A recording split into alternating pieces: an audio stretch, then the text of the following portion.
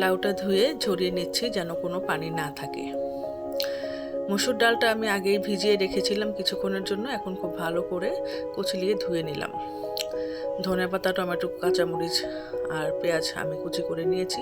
আজকে আমি রান্না করব মসুর ডাল দিয়ে লাউ।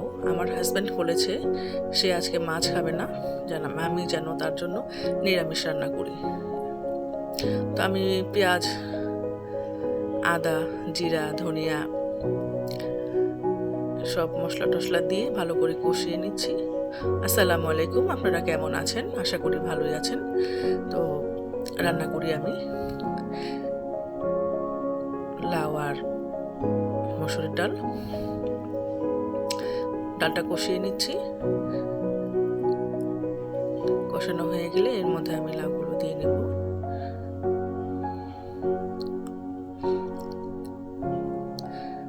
ভালো করে নেড়ে দিচ্ছি।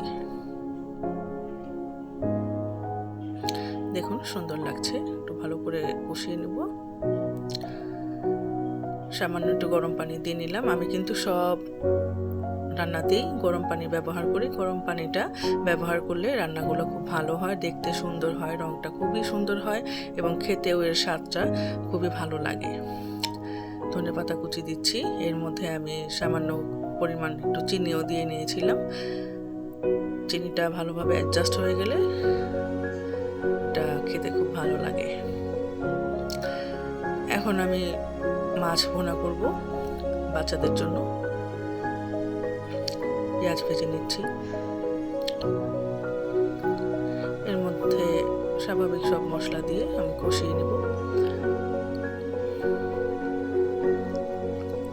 ভালোভাবে কষানো হয়ে গেলে সামান্য একটু গরম পানি দিয়ে নিচ্ছি আর একটু কষিয়ে নিচ্ছি। এর মধ্যে আমি এখন দিয়ে দিব মটরশুঁটি। মটরশুঁটিগুলো ভালোভাবে নেড়ে নেব। এটা একটু সেদ্ধ হয়ে এলে সামান্য একটু আমি পানি দিয়ে নিয়েছি, অবশ্যই গরম পানি। এখন আমি দিয়ে দিচ্ছি এখানে টমেটোগুলো খানিকক্ষণ রান্না হয়ে গেলে এর মধ্যে আমি মাছগুলো দিয়ে নিচ্ছি।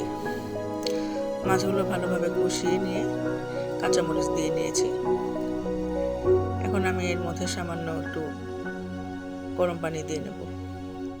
এটা আমি ভুনায় রাখবো, সেজন্য খুব বেশি পরিমাণে ঝোলটা থাকবে না, আমি সামান্য একটু ঝোলিয়ে রাখবো। এর মধ্যে এখন দিয়ে দিচ্ছি ধনিয়া পাতা। মাছটা রান্না প্রায় হয়ে গেছে। বলুন তো এটা কি মাছ? এখন একটু ভাজি করব, আলু ভাজি।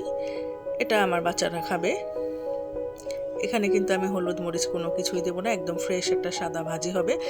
সামান্য পরিমাণ আমি এখানে একটু ধনিয়া পাতা দিয়ে নেব। ভাজিটাও প্রায় হয়ে এসেছে, ধনিয়া পাতা দিয়ে নিচ্ছি।